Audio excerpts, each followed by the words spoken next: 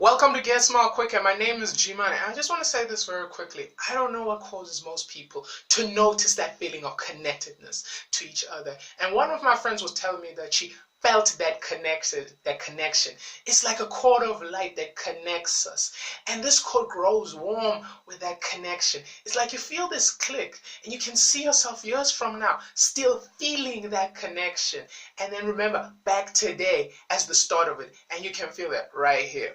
So quickly, I'm just gonna be breakdowning the HR, and we're gonna be using the metaphor of basketball player. So quickly, in the HR section, you get salary determinants. Now, salary determinants is determined by the risk, ability, qualification, and demand. So the risk is spies, soldiers. Depending on your how high ranked you are, you're gonna get paid a lot of money.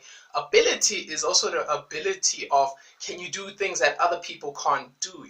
Not just your qualification, but are you willing to do other things that other people are not willing to do?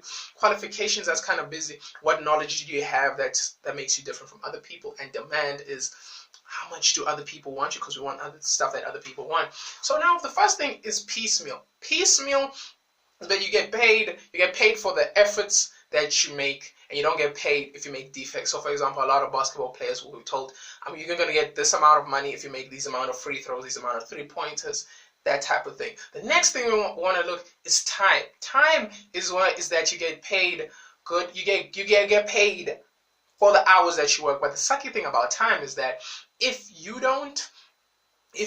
all do crap, then you're all going to get crap, even though you get what I'm saying. Like you all get crap. So if I did well and you didn't do well, then we get paid the same amount. That's the sucky thing about it. The next thing is wages.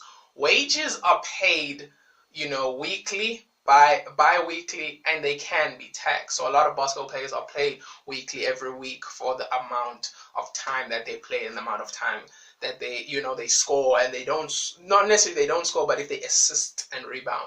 The next thing is salary. Everybody knows salary. This is when you get paid.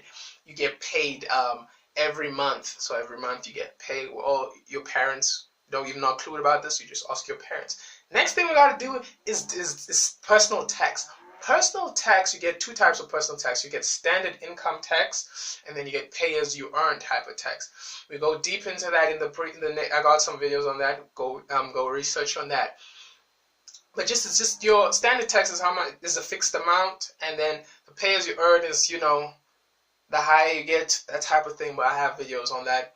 Then voluntary deductions. Voluntary deductions could be maybe to a charity. Those things. A lot of the NBA, they got NBA Africa, NBA this, NBA China, NBA females, NBA youth, just to get the kids involved. Now the next thing we're going to go into is interviewing and selection and induction. So the role of the interviewer is very simple, as an interviewer. So the interviewer is to plan the interview and inform the interviewee. So they're going to tell the basketball players, okay, you got to come here now. We want to see how good is your jump shot, how good is this, can you dribble, can you pass well, all that stuff thing. Then they got to prepare the relevant questions.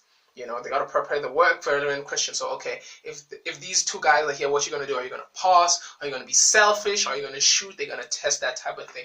The next thing is that they got to evaluate everybody with the same standards. Even if you're short, you're tall, you get evaluated all on the same standards. That's the next thing. They gotta make the interviewer feel at ease, because when you go to an interview, so they make them ease so they can think better and see if they're really smart and intelligent. That's the beautiful thing. The next thing is that they look at your general traits. Your general traits is your mental ability. Are you agile? Are you resilient? Are you relentless? Are you motivated? Are you hungry? That type of thing. The next thing is personality. Are you co-independent? Can you mingle and gel well with other people? That's another thing they also look into. The other thing about that is that general interests and good values. Your values must work as a team. If they don't, then it creates a rift, a divide, and that's what divides a good team and a bad team. The next thing is experiential factors. So the experiential factors is training. How many years did you play basketball? That type of thing. Education. How well do you know the game? Do you know the rules, the intricacies? That type of thing.